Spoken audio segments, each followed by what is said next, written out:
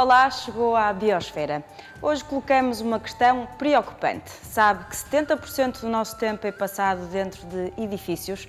Em casa e no trabalho, começamos a descobrir a irracionalidade dos espaços que nos fecham em torres de vidro e aço, onde o ar não entra e é total a dependência de sistemas de climatização complexos, dispendiosos e perigosos para a saúde. Este é o tema que lhe propomos. Demos a voz a engenheiros e arquitetos para nos falarem de construção e arquitetura ecológica. Ricardo Sá, Fernanda Seixas e Francisco Saraiva foram os nossos convidados. Esta semana, o bilhete de identidade diz-nos tudo o que é importante saber sobre a tartaruga da Flórida, o réptil aquático mais comprado nas últimas décadas como animal de estimação. E quem disse que o ar refrigerado não é amigo do ambiente? Uma empresa de Toronto descobriu um método ecológico de arrefecer os edifícios. Florestas de chuva, Pantanal brasileiro e enciclopédia bionética, tudo à distância de um clique na Bionet. Estes são alguns dos temas que lhe propomos para ficar na sintonia do programa mais verde da televisão portuguesa. A qualidade de vida dos edifícios e a relação com o meio ambiente são conceitos que ganham força a cada dia que passa. Dar resposta às exigências indoors, sem esquecer a exiguidade dos recursos, é um dos objetivos da arquitetura sustentável. Falar de arquitetura sustentável implica falar do presente sem descurar o futuro. Em Portugal, a estética dos edifícios tem sido privilegiada em detrimento do ambiente e da qualidade de vida das pessoas, uma situação com consequências ambientais, económicas e de saúde pública. Garantir as nossas necessidades hoje será então a questão do edifício saudável. Termos um edifício onde estamos bem, onde estamos confortáveis, onde respiramos um ar de qualidade, mas minimizando os impactos que isso tem no futuro e, portanto, aí entra a noção do ambiente exterior, dos impactos sobre o ambiente exterior. Há um maior cuidado na escolha dos materiais, o edifício deverá ser mais cuidado sob o ponto de vista de estar mais adaptado ao clima do local, de ser mais bioclimático, deverá poupar todo tipo de recursos, mantendo o nível de vida das pessoas e a qualidade de vida das pessoas que habitam dentro do edifício, habitam ou trabalham ou seja o que for. Eu acho que há uma razão muito profunda para se falar da arquitetura sustentável, que é a consciência da exiguidade dos recursos e do aumento das necessidades. Aqui neste espaço foi uma coisa muito simples, foi não atafolhar, não destruir um poço que existia. E a ideia foi manter o poço a funcionar. A estrutura que se fez, este edifício, como vêem, o resto do chão está um bocadinho elevado, portanto não há problemas de umidades em relação ao edifício, e faz-se o acesso ao poço, e há uma rede de rega para o jardim só, mais nada.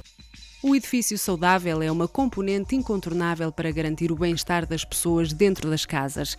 Já há diversa informação disponível para fazer com que a arquitetura das casas acautelasse não só o impacto sobre o ambiente exterior, como também o interior. Penso que é fundamental, por um lado, ter cuidado com os materiais, aproveitar a energia, porque a situação de conforto que se está num compartimento, quando não precisamos de o ter aquecido, ou quando estiver muito frio e muito nublado, precisamos só de um bocadinho de aquecimento, é totalmente diferente da situação que se está num ambiente ar-condicionado. Para além de que não tem ruído, e depois a questão da ventilação é fundamental. Com a ventilação, a renovação da ar é muito importante para as pessoas se sentirem bem, a iluminação natural também é muito importante para as pessoas se sentirem bem. As exigências de maior conforto têm contribuído para o aumento da fatura energética nacional. Apostar em energias alternativas significa reduzir a dependência em relação aos recursos esgotáveis e criar condições para uma maior autossuficiência. Maior conforto nem sempre é sinónimo de desperdício. Tornar um edifício mais eficiente em termos energéticos e minimizar os consumos de água são pilares essenciais numa arquitetura de futuro. Neste momento os edifícios são colocados à face das ruas e deveriam ser colocados de forma a aproveitar o máximo da radiação solar. Porque em Portugal, por exemplo, temos um número imenso de horas com sol que não são aproveitadas. As construções terão que ser, por um lado, bem orientadas em relação ao sol, isto é, voltadas a sul, porque quando voltamos uma construção a sul, estamos a garantir que o sol seja aproveitado no seu máximo no inverno e podemos obstaculizar aquele entre no verão através desses sombreadores que está a ver. Portanto, aproveitamos o sol ao máximo. Depois devemos ter no interior da construção materiais que tenham inércia térmica, isto é, materiais que acumulem o calor, que quando não está sol irradiam. O desperdício de água é outro problema. A esmagadora maioria dos edifícios não prevêem sistemas de uso racional da água e da sua reciclagem. O que se pode fazer é, de facto, usar água não tratada, porque é isso que se trata, não é? Nós usamos uma descarga da sanita, é utilizada a água perfeitamente potável, não é? Portanto, pode, por exemplo, ser reaproveitada a água da chuva para fazer essas mesmas utilizações que não são tão nobres, digamos assim. Isso por um lado. Por outro lado, existem sistemas, por exemplo, de retorno de água. Aquela situação típica em que ligamos a torneira da água quente e ficamos 40 segundos à espera que a água quente chegue, não é? Portanto, há sistemas de recirculação de água que permitem que a água, mal se abra a torneira, saia logo água quente. Apesar de Portugal ter condições privilegiadas para aproveitar a energia solar, a utilização deste recurso é residual. Tirar partido da radiação solar implica prevê-la desde a fase de projeto. Aí é possível antever a radiação que irá incidir em cada uma das fachadas e calcular as necessidades térmicas. O novo edifício do INETI é um dos casos mais inovadores no uso de uma fachada fotovoltaica. Como mais um exemplo, veja-se o caso do Instituto Superior de Serviço Social do Porto.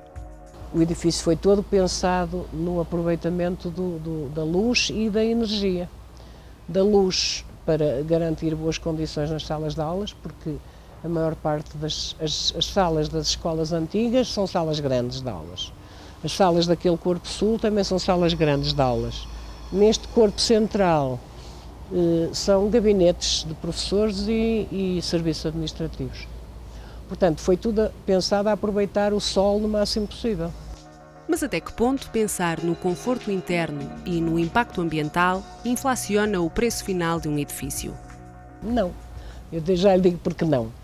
Porque estrutura, paredes, água, eletricidade, etc., tem que se fazer sempre em qualquer edifício.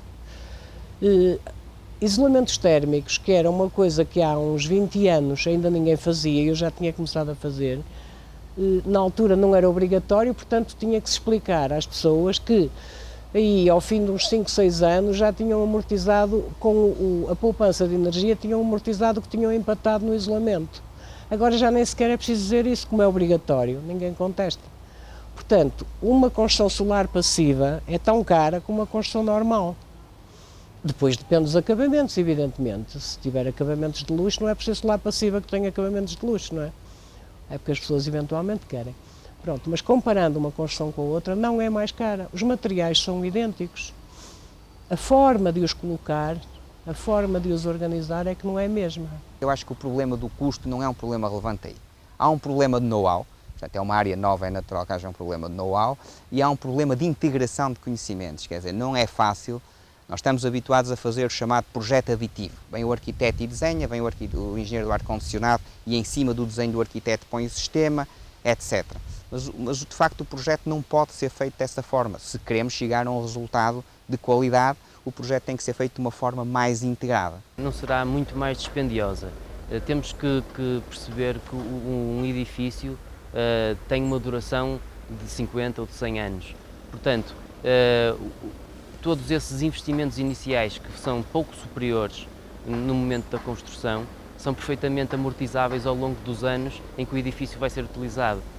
Conforme o clima e o relevo do território, vemos ao longo do país várias formas ancestrais de edificar, aproveitando o que o solo dá e a tradição confirma. São construções em terra ou em cal que usam o xisto ou o granito. Assim se consegue proteger os seus habitantes do solo alentejano ou da umidade das terras litorais e das serras. Desde que acompanhadas por um conjunto de preocupações, nomeadamente ao nível da eficiência energética, as construções em terra são exemplo de uma arquitetura sustentável. Trata-se de uma construção que recupera técnicas ancestrais e progressivamente a multiplicar-se, sobretudo, no Algarve e no Alentejo. Os arquitetos e os engenheiros que trabalham dentro desta área que devem esforçar-se em promover este tipo de arquitetura, porque isto não é uma grande novidade, digamos assim. Portanto, já existem alguns exemplos construídos, existem já algumas pessoas que têm sido pioneiras em investir nesta matéria, e era de facto importante que essas pessoas contribuíssem na sua prática do dia-a-dia para trazer estas técnicas para a realidade. Por outro lado, acho que também deveria existir incentivos e mesmo legislação que apoiasse este tipo de situações. A construção biossustentável implica vários fatores a ter em conta, desde a orientação solar ao estudo do terreno. Há que pensar nestes fatores antes de desenhar a casa. Saber as características geológicas dos terrenos é uma garantia de resultados mais eficazes, mas há pequenos passos que devem ser considerados. Um deles é o da vegetação envolvente. Pode ser muito útil incluir a plantação de árvores de folha caduca para proteger do calor e amenizar a temperatura exterior. Contrariamente, os edifícios em vidro concentram calor e criam desconforto térmico nos edifícios e na zona envolvente. O excesso de consumo de energia é só um aspecto a corrigir. A construção e a arquitetura sustentável devem considerar os consumos de água, as características do clima e os fatores ecológicos e culturais envolventes. O correto aproveitamento do espaço, os materiais a utilizar, começando por excluir o uso de madeiras tropicais não certificadas e acabando em escolhas capazes de garantir o bom isolamento térmico, são fatores importantes para uma bioconstrução, assim como a luz natural, o arejamento e ventilação adequados. Na situação em que nós temos hoje em dia, em que de facto temos muita construção e de má qualidade, chega à altura de realmente começar-se a apostar em construção de qualidade, em arquitetura de qualidade e que promova a qualidade de vida das pessoas, porque toda a gente conhece, tem um familiar que tem uma casa que tem umidades, que tem problemas, e isso geralmente deve-se ao facto de os edifícios serem mal construídos. Os arquitetos ainda estão muito a pensar no volume e na forma e no que é bonito e no que é feio e esquecem-se que primeiro tem que responder ao programa e tem que criar boas condições e só a seguir a ter uma resposta técnica muito bem dada é que se consegue dar o salto para a resposta artística. A resposta artística é sempre posterior à boa resposta técnica. As autarquias e as leis fiscais deviam discriminar positivamente a construção sustentável e energeticamente eficiente. O Estado tem a obrigação de fomentar estas práticas em nome do ambiente, da urgente diminuição da fatura energética nacional e da saúde pública.